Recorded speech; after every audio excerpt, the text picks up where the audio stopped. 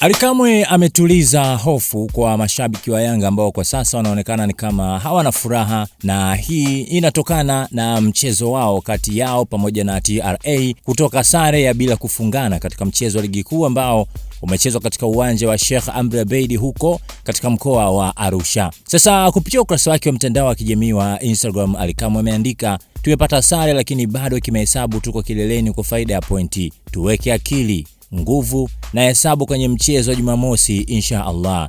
Tuzipambanie kwanza hizi pointi 3 ili tuende kwenye mapumziko ya ligi tukiwa juu ya msimamo. Halafu baada ya hapo tutapata muda wa kutosha na utulivu mzuri wa kufanya tathmini ya timu yetu. Hizi hila nyingine na roho mbaya za wachawi baadhi zilianza tangu msimu uliopita, na kama tuliweza kuzishinda na tukabeba ubingwa wetu kwa kishindo, inawezekana na msimu huu.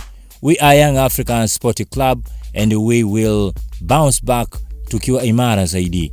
Tutaenda Dodoma wananchi. Sasa ameandika Ally Kamwe kukiwa na comments nyingi sana ambazo nyingine kusema ukweli ni kama zinakataa kile ambacho anakisema ama ambacho anakiandika, kukiwa na mashabiki ambao wana mitazamo tofauti. Wapo ambao wamekubaliana na kile ambacho amekisema, lakini kuna wengine ambao wanapinga, na kuna wale ambao wanaonesha kwamba ni kweli timu imekuwa ina udhaifu, lakini pia kuna wengine wakipeka lawama TFF kutokana na ratiba, lakini pia kuna wale ambao ni mashabiki tunasema wa Simba. Hii ni iko wazi moja kwa moja, wao wakiendelea kufurahia kile ambacho kinatokea, na wakati huo wao pia wakiendelea kuombea timu yao ipate ushindi ili kupunguza gap la pointi ambazo walikuwa wameachwa na club ya Yanga.